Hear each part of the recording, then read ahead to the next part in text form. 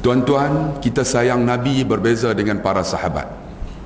Kita sayang Nabi, tuan-tuan, pada tarikh tertentu. Ma'al hijrah, maka kita ingat Nabi. Maulud Nabi, kita ingat Nabi.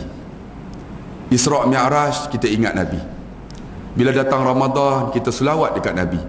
Ataupun kita ingat Nabi pada hari Jumaat, bila khatib kata innallaha wa malaikatahu yusalluna 'alan nabi ya ayyuhalladzina amanu sallu 'alaihi wa sallimu taslima. Tu pun kalau orang faham, mereka akan Allahumma salli ala Muhammad. Tapi sahabat ingat Nabi berbeza dengan kita.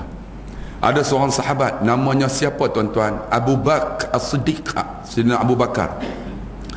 Dia ingat Nabi bukan ingat macam kita. Dia ingat Nabi ni tuan-tuan, dalam hatinya Nabi Muhammad sallallahu alaihi wasallam.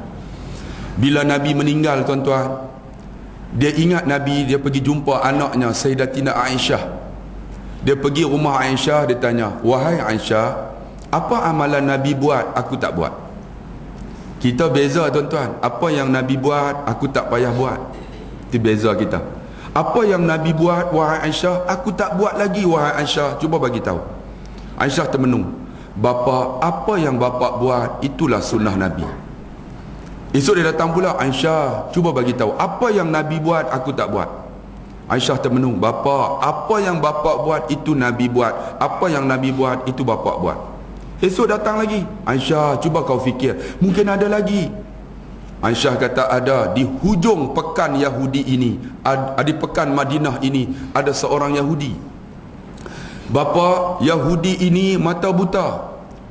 Walaupun matanya buta, dia benci Nabi, dia hina Nabi, dia tak suka Nabi, dia kata Nabi macam-macam. Orang hina kita tuan-tuan berbeza dengan Nabi.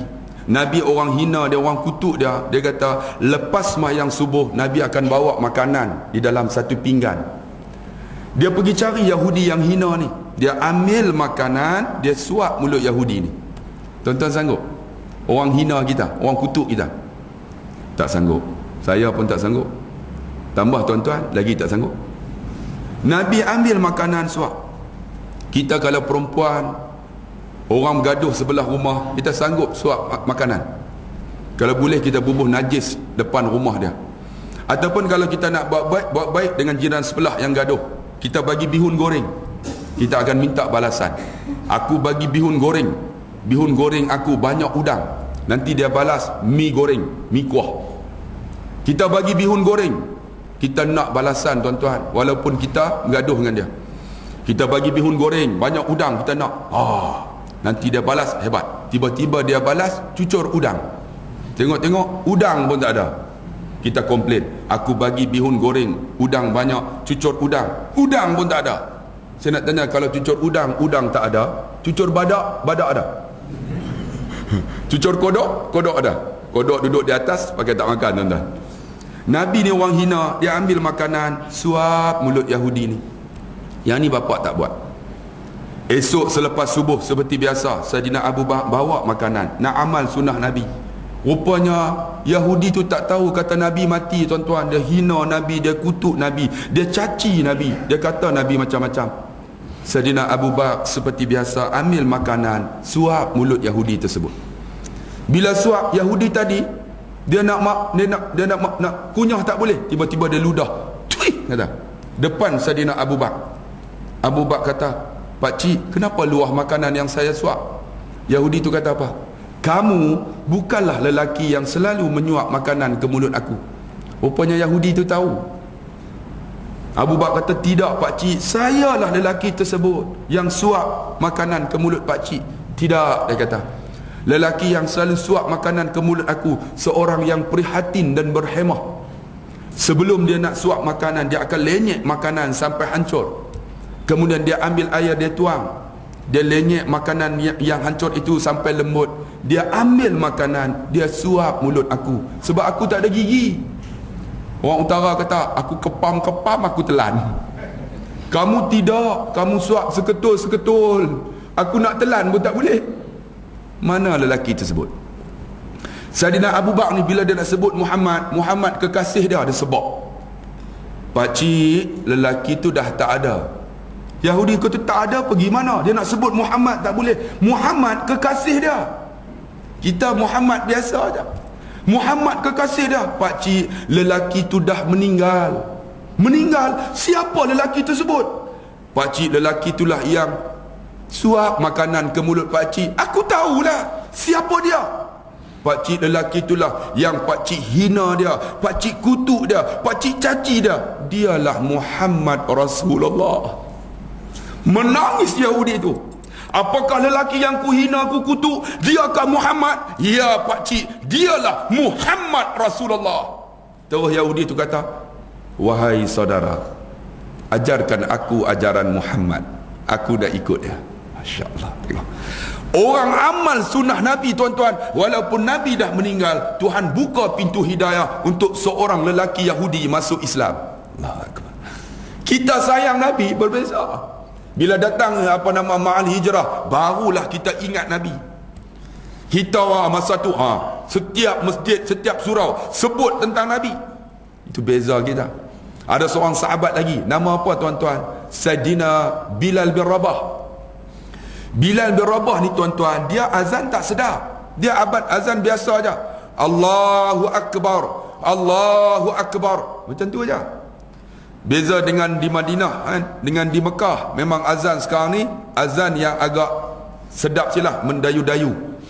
Macam kita takbir hari raya, di Mekah takbir biasa aja. Allahu Akbar, Allahu Akbar, Allahu Akbar, walillahil hamd. Tak sedap. Malaysia mereka buat dalam bentuk nahwan. Allahu Akbar, Allahu Akbar, Allahu Akbar, nahwan. Malu rasanya mengatakan cinta, nahwan. Tapi ada orang Melayu bukan nahwan, tak ketahuan. Sodaqah wa'dah wa nasara abdah, entah tu tak ketahuan tuan-tuan. Orang Arab mereka azan sedap, tapi azan mereka Allahu Akbar, Allahu Akbar ya. Bilal azan macam tu. Ketika Nabi meninggal tuan-tuan, Bilal tak azan dah. Dia tak azan dah. Sayyidina Abu Bakar, wahai Bilal, azanlah. Bilal kata apa? Aku bukan Bilal untuk kamu, bukan muazzin untuk kamu, aku muazzin Rasulullah. Datang Sayyidina Umar, Bilal sudah berada di Damsyik, kuburnya di Damsyik tuan-tuan. Mereka letak di ujung aja tuan-tuan, walaupun dia di antara sahabat Nabi. Saya pergi ziarah tuan-tuan, sebab di Damsyik tu banyak orang Syiah. Mereka mengutamakan Ahlul Bait. Semua di bawah keturunan Muawiyah Abi Sufyan. Hebat-hebat mereka buat masjid tuan-tuan. Bilal tuan-tuan duduk penjuru aja kubur. Apa pergi tahulah, Muawiyah tuan-tuan, mereka masukkan zinc sampah dalam kuburnya, sedangkan dia merawi hadis hampir 200 hadis. Muawiyah tuan-tuan, kubur yang Nabi kata mana? Masjid yang Nabi kata ada dua menara. Dua menara inilah akan turunnya Sayyidina Isa salam, akan turun di masjid tu. Sekarang masjid itu telah dibom oleh Bashar al-Assad, hancur menaranya. Punya dahsyat tuan-tuan. Saya tengok Bilal sedih tuan-tuan, kuburnya biasa aja.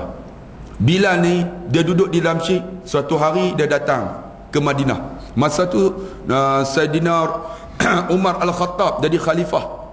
Bila sampai, Sayyidina Umar kata, Bilal, naiklah di atas menara yang tinggi ini, azanlah, kami tak pernah dengar azan kau. Apa kata Sayyidina Bilal? Aku bukan muazzin kamu, aku muazzin Rasulullah. Sedangkan Bilal ni tuan-tuan, dia di antara Nabi, di antara yang didengar tapak kaki dia. Nabi SAW dengar tapak kaki dia di syurga Allah. Bila ditanya, ya Bilal, kenapa aku dengar tapak kaki kamu di syurga, tapak kasut dia? Bilal kata apa? Aku tak ada amalan yang hebat, cuma aku akan ambil wuduk. Ambil waktu maghrib, wuduk aku tahan sampai subuh. Aku ambil pula selepas subuh, akan tahan sampai maghrib. Sehari 2 kali ya. Kita ambil wuduk nak kentut selalu. Itu beza kita. Tu pun kita rasa aku ni ahli syurga dah ni. Itu beza kita. Bila ni dia kata aku bukan muazzin kamu, tiba-tiba datang 2 cucu Nabi, pegang Hasan dan Husin. Hasan dan Husain ni tuan-tuan, mukanya seiras Nabi. Bila tengok muka Hasan Husain, banyak sahabat menangis. Di antara lagi yang muka sama dengan Nabi ialah Abu Sufyan bin Haris, yang mana Abu Sufyan ni lahir sama tahun dengan Nabi, umur pun sama, disusu pun sama, dan dia di antara sahabat yang sangat rapat dengan Nabi sebelum Islam. Tapi bila Islam, dia berpisah dengan Nabi, menjadi penentang kepada Nabi. Muka lebih kurang Nabi, sama dengan cucu Hasan dan Husain. Pegang baju Bilal. Pakcik Bilal, lebih kurang macam itulah. Lama tak dengar suara pakcik. Pakcik lah yang azan ketika Nabi, ketika Rasulullah ada. Pakcik azan lah. Apa kata Bilal? Kalaulah engkau bukan cucu Rasulullah, aku takkan penuhi permintaan kamu. Oleh kerana engkau cucu Rasulullah, aku Bilal, aku azan. Dia naik lah. Ketika dia naik, dia sebut Allahu Akbar, Allahu Akbar. Orang dengar, semua menangis. Semua menangis. Saidina Umar menangis, para sahabat menangis. Sebab apa? Bila dengar suara Bilal, nampak macam tapak kaki Rasulullah keluar daripada rumahnya. Tak nak masuk Masjid Nabawi. Bila dia sebut asyhadu an la ilaha illallah, semua menangis. Tetapi ketika dia nak sebut Muhammad Rasulullah, dia tak boleh. Asyhadu anna Muhammad, dia tak boleh sebut. Bila dia nak sebut Muhammad, dia menangis atas menara, sampai didengar oleh semua sahabat. Lalu Saidina Umar naik. Wahai Bilal, kenapa engkau menangis? Kamu tak habiskan akan azan kamu bila menyebut Muhammad. Dia kata apa? Bila aku sebut Muhammad, aku nampak Nabi Muhammad daripada menara ini keluar daripada rumahnya untuk masuk Masjid Nabawi. Bila aku rasa macam tu, aku sayang Nabi. Dia kata, aku tak boleh sebut Muhammad, sebab diri aku. Sebab tu aku menangis. Masya Allah. Itu Bilal bin Rabah. Kita sayang Nabi berbeza, tuan-tuan. Sayang Nabi hanya hari Jumaat aja. Tu pun khatib baca khutbah, suruh selawat. Man salla alayya salatan, barang siapa salawat Nabi sekali, sallallahu biha alayya asyara, Allah akan selawat 10 kali. Khatib bagi tahu. Kita lena. Macam mana kata sayang Nabi, tuan-tuan. Ada seorang sahabat lagi, saya nak cerita supaya lahir dalam hati kita ni sayang Nabi. Nama apa, tuan-tuan? Namanya Abu Ayyub Al-Ansari. Abu Ayyub ni, tuan-tuan, ketika Nabi hijrah, Abu Ayyub angkat tangan, tadah tangan. Ya Allah, bagilah ya Allah Nabi duduk di rumahku ya Allah. Sebab Abu Ayyub ni rumahnya 2 tingkat. Dia nak Nabi duduk rumahnya. Dia doa, ya Allah, bagilah ya Allah Nabi duduk di rumahku. Nabi sampai, para sahabat offer dekat Nabi, ya Rasulullah, sudi tak duduk rumah saya? Nabi kata apa? Di mana sahaja untaku berhenti, di situlah rumahku, tempat penginapanku. Abu Ayyub, ya Allah, bagilah unta Nabi berhenti di rumahku. Dengan izin Allah, unta tu berjalan, berhenti depan rumah Abu Ayyub Al-Ansari.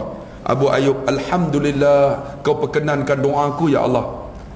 Lalu Abu Ayyub kata, ya Rasulullah, ini rumahku, kau duduk di atas, aku duduk di bawah, sebab rumahku 2 tingkat. Nabi kata, kalau aku duduk di atas, aku banyak tetamu menyusahkan engkau. Aku duduk di bawah lah, sebab isteriku ada di Mekah. Masa tu Sayyidatina Aisyah belum lagi berhijrah. Abu Ayyub duduk di atas lah. Satu hari, tuan-tuan, bila Abu Ayyub duduk di atas, suasana di Madinah sejuk. Musim sejuk di Madinah mencecah 6 darjah Celsius. Sejuk, tuan-tuan. Saya pernah duduk di Madinah, tuan-tuan, menggeletar. Baju 4 lai pun tak boleh lagi, sejuk. Kalau panas di Mekah 55 darjah Celsius, panas-panas. Kalau sejuk-sejuk. Ketika sejuk 6 darjah Celsius, Abu Ayyub tidur, tuan-tuan. Dia tersepak cawan yang ada air. Dia takut cawan tu, air itu jatuh kena Nabi di bawah. Dia buat macam mana? Dia lap dengan kain selimut dia. Dia lap. Bila dia lap, kain selimut tu basah. Dia tidur dengan isteri dia, malam tu sejuk, menggigil. Dia selimut lagi dengan kain yang basah, lagi menggigil, menggeletar dia. Ketika Bilal laung azan, dia turun. Dia turun tu menggigil. Nabi tanya, wahai Ayub, kenapa menggigil?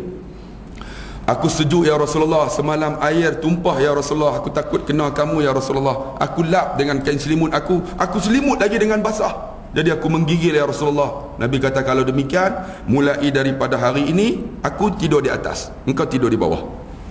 Nabi tidur di atas. Tidur satu ketika suasana panas. Bila panas tuan-tuan, Nabi berpeluh. Peluh Nabi lebih harum daripada kasturi. Peluh kita jangan tanya. 2 minggu tak mandi, bini lari tuan-tuan.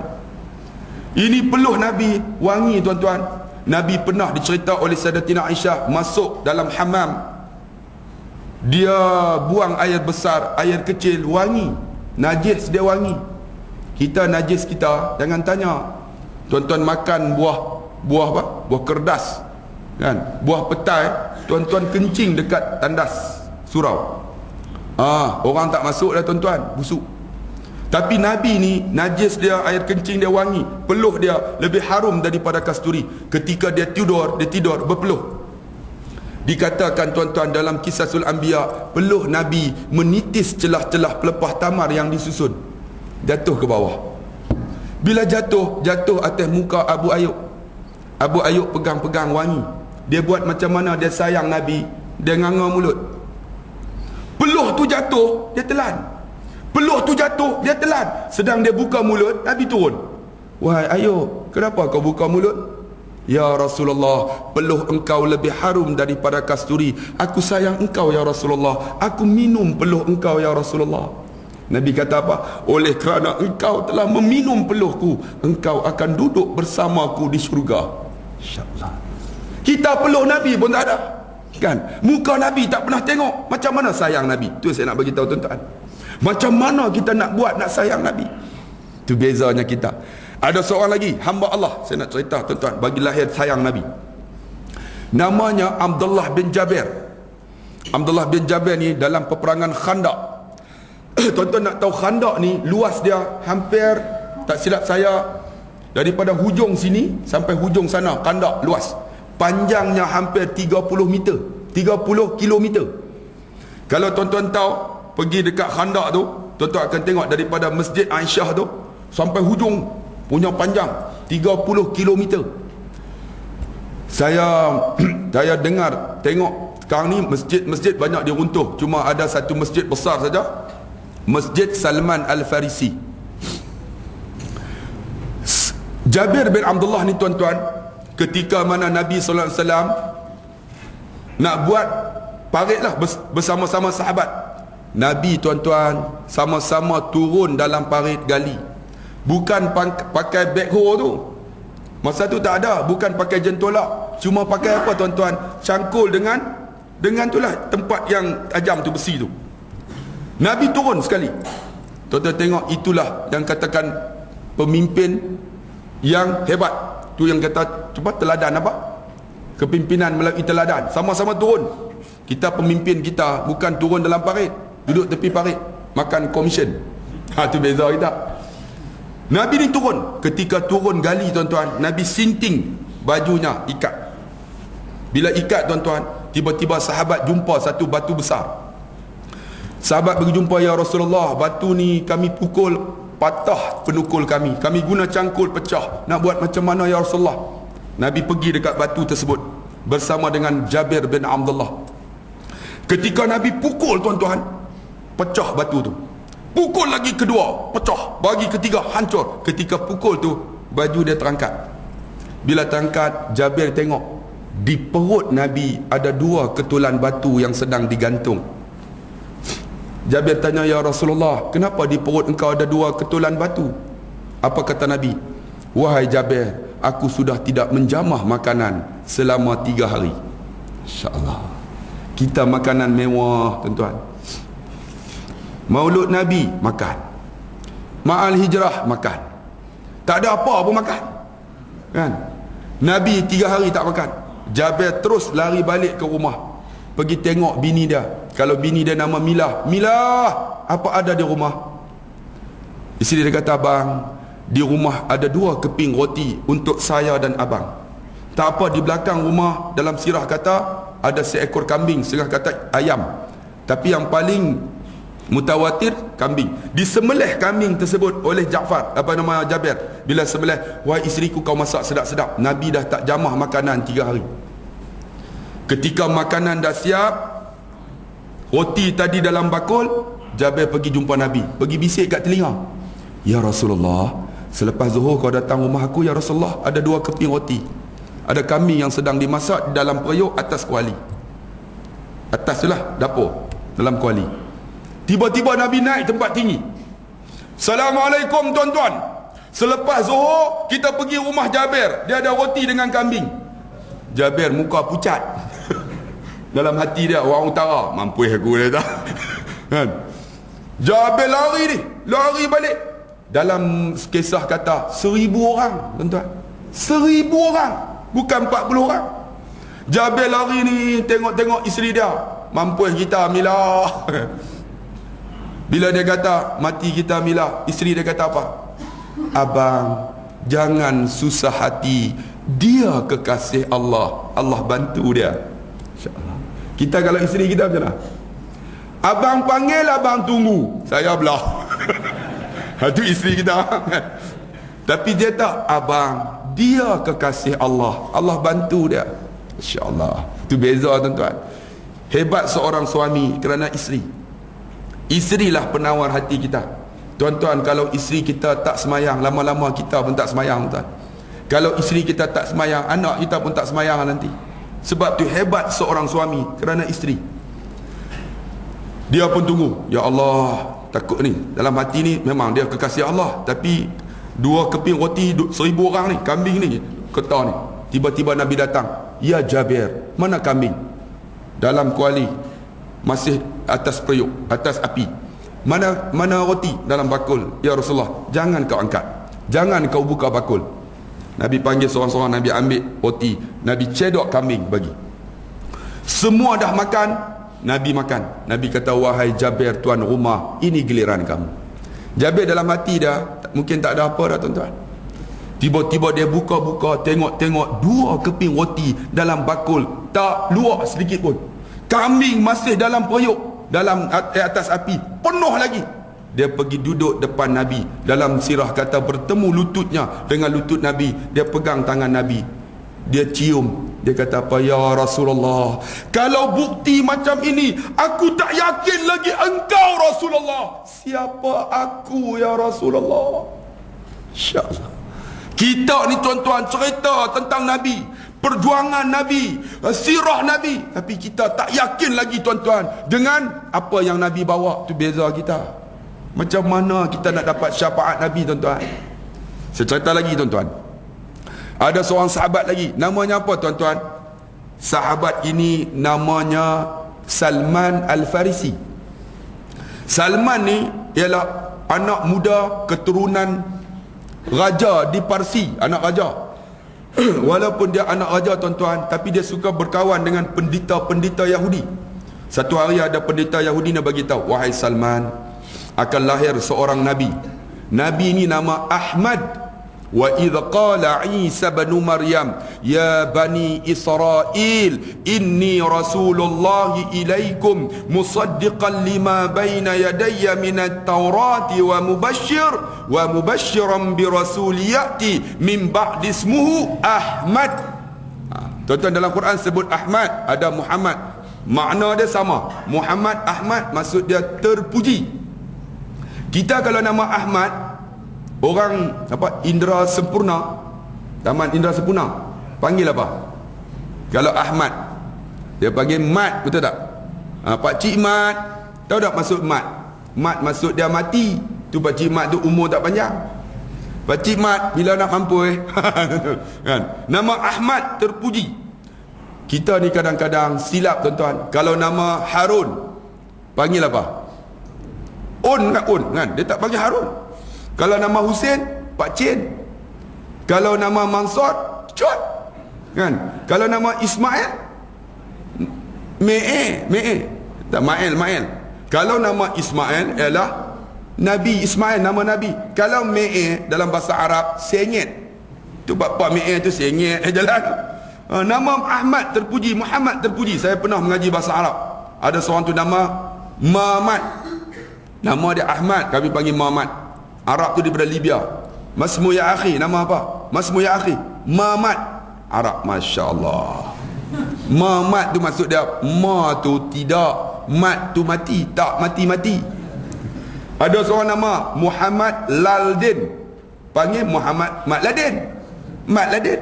Arab, masmu ya akhi, Mat Ladin. Masya Allah. Mat Ladin maksud apa? Mat tu mati, la tu tak ada, din agama, mati tak ada agama.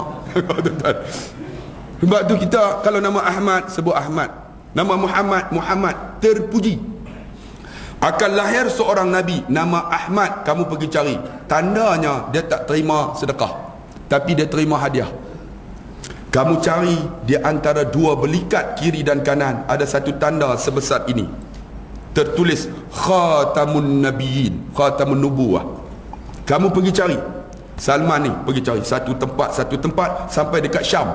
Masa tu ada pedagang daripada Madinah telah berhijrah, bagi tahu telah lahir Nabi namanya Ahmad Muhammad, dia keturunan Arab Quraisy, sekarang berada di Madinah. Salman terus pergi ke Madinah. Masa tu Nabi bagi tazkirah. Bila bagi tazkirah, Salman datang bawa buah kurma. Wahai saudara, sebab dia tak kenal Nabi, saya bawa buah kurma ni, saya sedekah dekat saudara. Nabi ambil buah kurma tu, Nabi tak makan. Nabi bagi dekat para sahabat. Salman tengok, sebab aku sebut sedekah, dia tak makan. Esok bawa pula, ya saudara, sebab dia tak kenal Nabi, saya bawa buah kurma ni, saya hadiah dekat saudara. Nabi ambil buah kurma, Nabi bagi dekat sahabat, kemudian Nabi makan. Bila Nabi makan, dia tahulah inilah ciri yang disebut oleh pendeta Yahudi. Dia pergi duduk belakang Nabi, dia nak cari tanda tersebut. Bila tahu tuan-tuan, Nabi tahu Salman duk cari tanda tu, dia jatuhkan selendang. Bila jatuh, nampak tanda di antara dua belikat. Salman sayang Nabi, bila dia tengok tanda tu, dia buat macam mana? Dia meluru dekat tanda tu, dia cium tanda tersebut. Bila dia cium, Nabi kata, sesiapa yang mencium tanda di belakangku ini, dia akan mencium syurga Allah. Kita tanda Nabi pun tak ada tuan-tuan, muka Nabi tak pernah tengok, peluh Nabi pun nak minum pun dah tak ada. Macam mana nak buat? Saya cerita lagi apa yang kita kena buat. Tuan-tuan ingat tak tanggal 12 Rabiul Awal? Sebelum saya cerita 12 Rabiul Awal, saya nak cerita ada seorang hamba Allah nama Muhammad. Dia jalan tepi pinggir Madinah. Ketika dia jalan sampai satu kampung tuan-tuan, tiba-tiba dia tengok ada satu kijang tu kena jerangkap. Itulah jerangkap tu terikat, terbelit kakinya. Sampai dekat kijang tu, Assalamualaikum ya Rasulullah. Kijang bagi salam. Kalaulah kita tuan-tuan manusia lupa Nabi, malu dekat kijang, Assalamualaikum ya Rasulullah. Nabi terkejut. Wahai kijang, kenapa kau bagi salam? Ya Rasulullah, aku terikat ya Rasulullah, kau bukakan ikatanku ini ya Rasulullah. Nabi kata, aku tak boleh buka, kamu ni milik kepada jerangkap ini, jerat ini. Lalu kata kijang ini, tolonglah ya Rasulullah, bebaskan aku.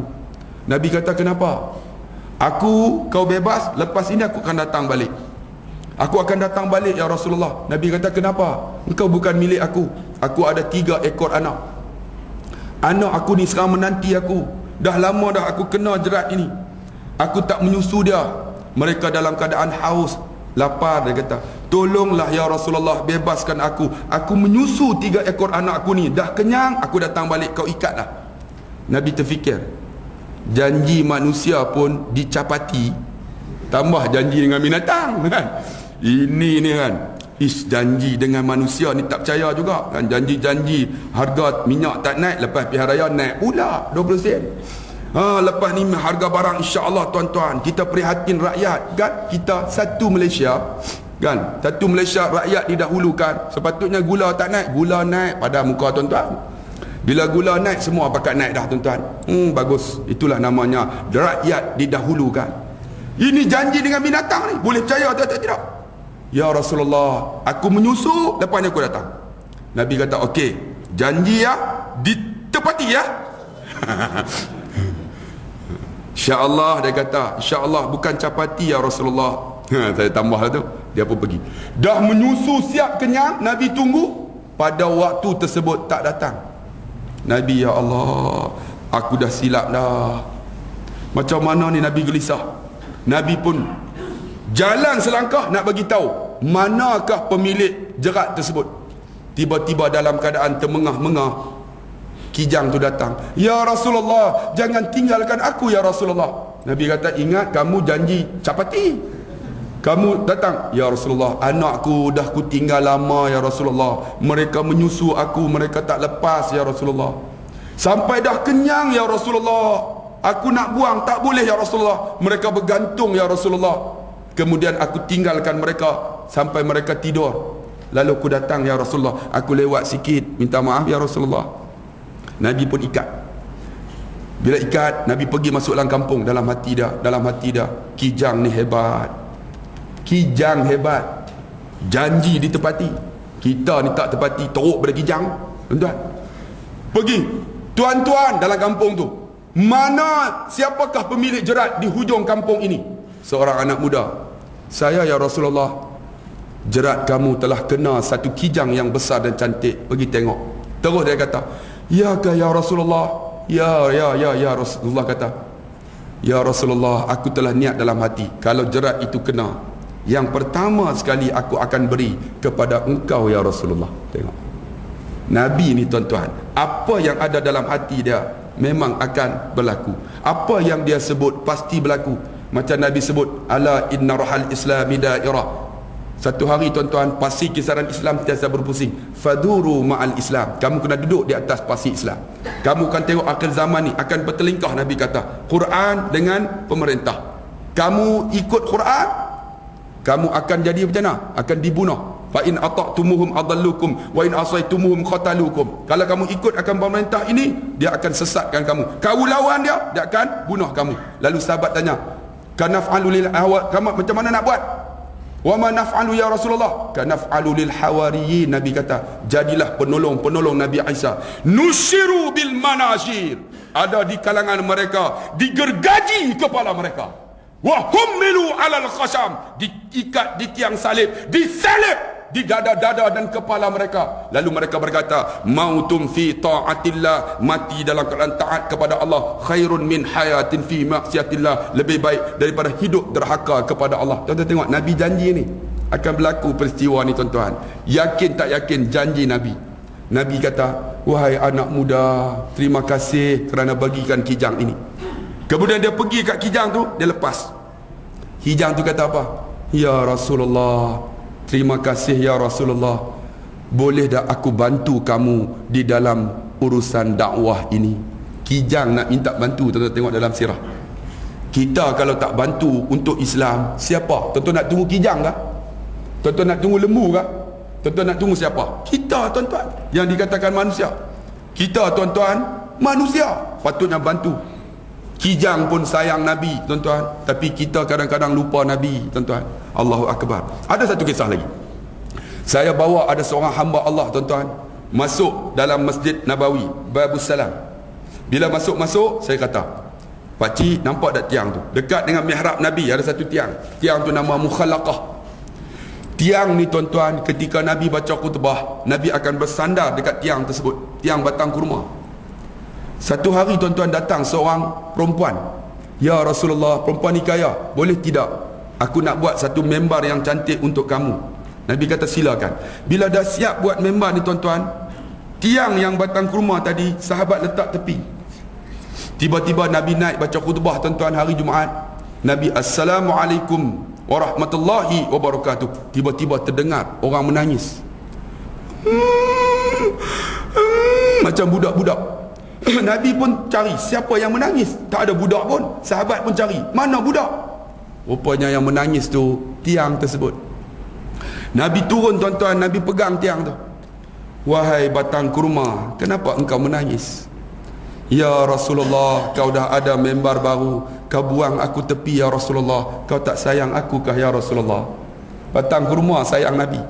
Nabi kata, wahai batang kurma, mau atau tidak aku bagi kamu dua pilihan. Apa dia?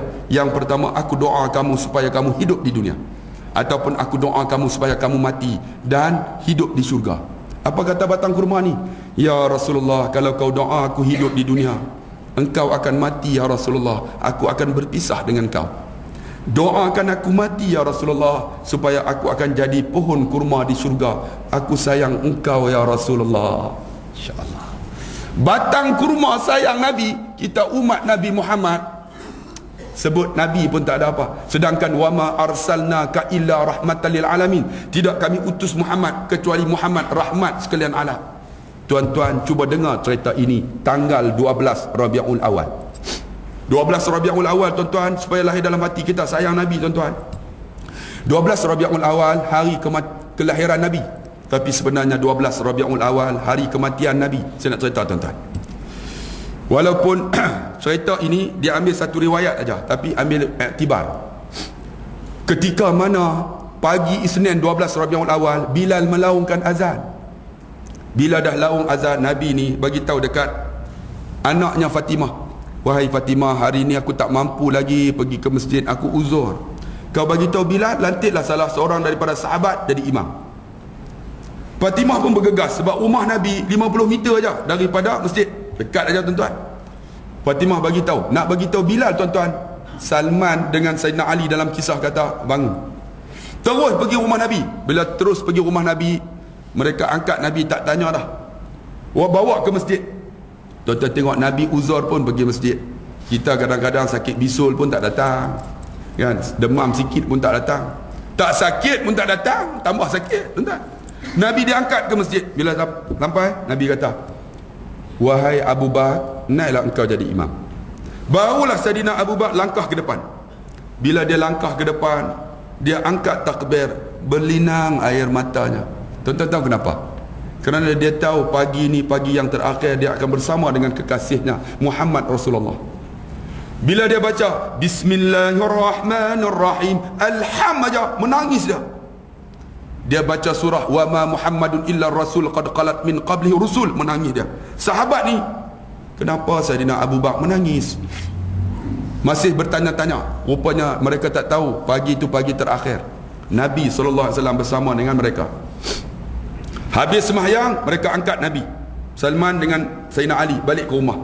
Bila sampai di rumah, Nabi kata apa? Wahai Fatimah, hari ni aku uzur, jangan ada siapa nak jumpa aku. Kalau mereka nak jumpa, kata aku uzur. Selang beberapa ketika, rumah Nabi diketuk orang. Fatimah keluar bergegas bagi tahu. Bila buka pintu tuan-tuan, dia tengok-tengok depan rumah Nabi ada seorang lelaki memakai baju putih. Bila dia tengok wajah lelaki ni, seram sejuk dia. Dia rasa sejuk, seram sejuk. Fatimah tutup pintu, masuk. Ya Rasulullah, di luar sana ada seorang lelaki ya Rasulullah memakai baju putih.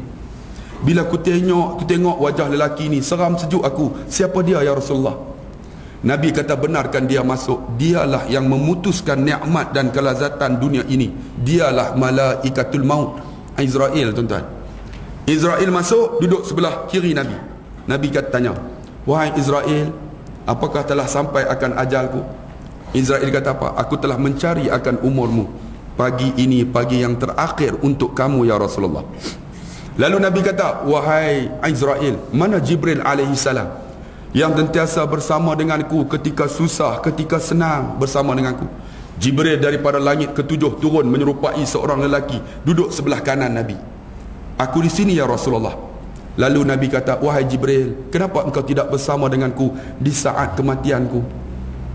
Lalu Jibril kata, ya Rasulullah, aku tak mampu nak tengok ya Rasulullah saat kematian kamu ya Rasulullah. Nabi kata, tidakkah aku kekasih Allah? Apakah mati ni sakit ya Rasulullah? Ya Jibril.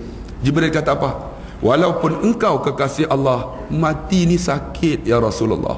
Saya nak tanya lah tuan-tuan, tuan-tuan kekasih Allah kah? Tuan-tuan Habibullah kah? Khalilullah kah? Kita makhluk biasa yang melakukan dosa dan maksiat. Cuba renung tengok bagaimana saat kematian kita. Lalu Nabi kata, wahai Israel, apa aku perolehi bila aku mati? Maka Jibril kata, engkau yang pertama masuk syurga. Engkau akan dinanti roh kamu oleh para malaikat sampai ke langit untuk bertemu dengan Allah. Engkau akan bagi syafaat kepada umatmu, disebut satu-satu. Nabi kata, kalau demikian, wahai Jibril, bagaimana dengan umatku? Nabi kata, tengok, nak mati pun ingat kita. Kita ni umur 40 tahun tuan-tuan, selawat dengan Nabi pun tidak, ingat Nabi pun tidak. Lalu Nabi kata, Jibril kata, umat kamu yang pertama masuk syurga, ada masuk syurga tanpa hisab, engkau yang bagi syafaat. Disebut satu-satu. Nabi kata, kalau demikian, wahai Israel, ambillah nyawa aku. Ditarik nyawa Nabi tuan-tuan, disebut dalam kisah, dalam kitab, daripada hujung kakinya. Bila ditarik, Nabi kekasih Allah tuan-tuan, ditarik dalam keadaan yang lemah lembut, perlahan aja. Bila ditarik sampai di lututnya, Nabi kuatkan suara, Allah, ya Israel, mudahkan aku kekasih Allah. Menangis dalam kitab kata Israel dengan Jibril, ya Rasulullah, kami tahu engkau kekasih Allah, ini paling mudah ya Rasulullah, tak ada lagi ya Rasulullah. Saya nak tanya tuan-tuan, hebat sangatkah kita tuan-tuan? Hebat sangatkah amalan kita? Hebat sangatkah sedekah kita, puasa kita, zakat kita, kebaikan kita ni boleh cover ke nak mati ni tuan-tuan? Cuba renung tengok. Lalu Nabi kata, kalau demikian wahai Israel, ambil nyawaku. Ditarik nyawa Nabi ni daripada lutut sampai ke pusatnya. Nabi kuatkan suara, Allah, ya Israel, mudahkan aku kekasih Allah. Menangis Israel, ya Rasulullah, aku tahu kau kekasih Allah, ini paling mudah ya Rasulullah. Lalu Nabi kata, kalau macam ini ambillah nyawa aku. Ditarik nyawa Nabi sampai ke dada ni. Inilah yang disebut ghargharah. Dalam Quran kata, kalla, ketahuilah, iza balagati taraqi, ketika nyawa sampai halqum, wa khilaman, katakan kepada orang yang nak mati, Rab, siapa boleh tolong kamu? Wa dhanna annahu al-firaq, siapa pun tak boleh tolong tuan-tuan.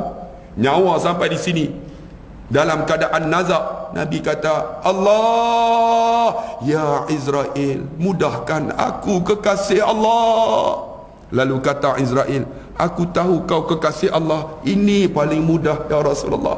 Lalu Nabi kata, wahai Jibril, aku kekasih Allah menghadapi saat kematian yang cukup memeritkan, bagaimana umatku? Nabi kata. Lalu Nabi kata, wahai Israel, boleh atau tidak kau letakkan sakit mati aku ini, kau letakkan sakit mati umatku, semua daripada aku sampai akhir zaman, kau letakkan kepada aku wahai Israel, supaya aku sakit. Mereka tidak. Apa kata Israel? Ya Rasulullah, aku tak boleh tolong ya Rasulullah, umatmu bergantung dengan amalannya.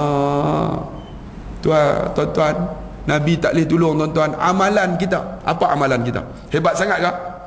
Tuan-tuan bayang tengok. Lalu Nabi kata, kalau demikian, tapi dia kata, umat kamu di antaranya ada yang masuk syurga, kamu bagi syafaat. Nabi pun tenang. Kalau demikian ambillah nyawa aku. Ditarik nyawa Nabi ni sampai dekat halqum ni. Ketika sampai sini tuan-tuan, dah tak guna dah tuan-tuan. Kita sebelum nyawa sampai dekat sini nak buat apa sekarang lah? Sementara tangan boleh angkat, nak sedekah tangan. Sementara mulut boleh bercakap, nak zikir sekarang lah. Sementara mulut boleh lagi berbicara, nak baca Quran sekarang lah. Sementara mata ni tuan-tuan boleh melihat, menangislah tuan-tuan kalau ada dosa. Sementara kaki boleh berjalan, datanglah rumah Allah tuan-tuan. Bila dah sampai sini, Nabi pun sebut lagi. Apa Nabi kata tuan-tuan? Cuba tuan-tuan dengar. Nabi dah nak mati dah. Nabi kata, ummati umatku. Nabi kata, ummati umatku, ummati umatku, salah salah salah, nisaukum nisaukum, jaga sembahyang, jaga perempuan-perempuan kamu. Lalu rohnya ditarik keluar melalui ubun-ubunnya, maka tersebarlah haruman kasturi yang tak dapat dicium oleh manusia dan jin. Itulah Nabi kekasih Allah. Naiklah rohnya ke langit untuk bertemu dengan Tuhan sekalian alam, Rabbul Jalil ini. Tuan-tuan, 12 Rabiul Awal.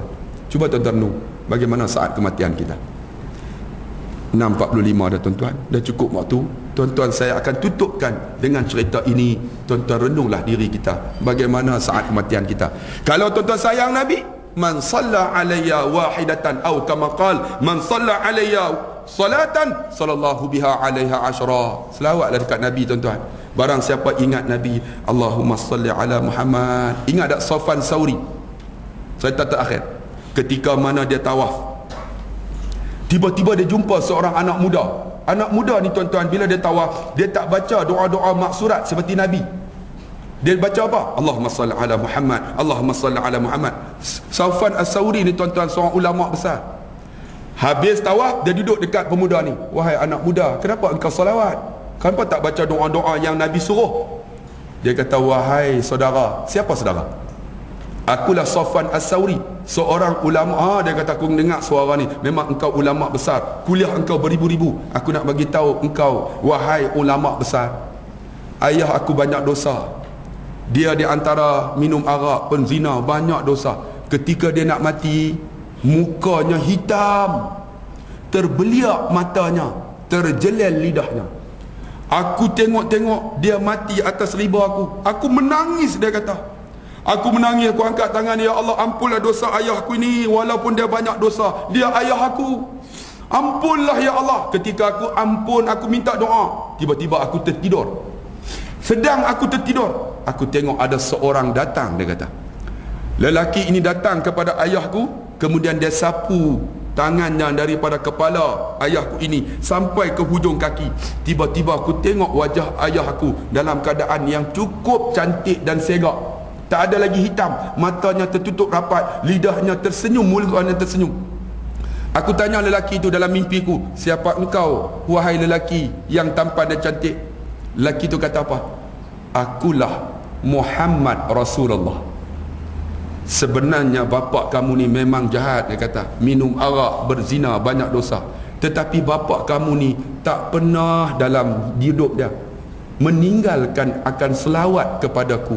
Di lidahnya sentiasa sebut Allahumma salli ala Muhammad. Oleh kerana dia selawat dekat aku bagi syafaat dia sekarang ketika dia dah meninggal walaupun di dunia ini.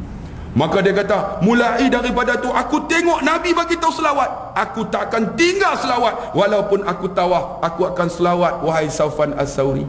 Kita tengok hebatnya selawat. Jadi tuan-tuan, sayang Nabi, Allahumma salli ala Muhammad, Allahumma salli ala Muhammad, Allahumma salli ala Muhammad. InsyaAllah kita jumpa lagi di lain masa. Saya mohon maaf jika ada silap dan salah. Pergi ke Dubai, beli muruku. Bye bye, I love you. Sekian, wassalamualaikum warahmatullahi wabarakatuh.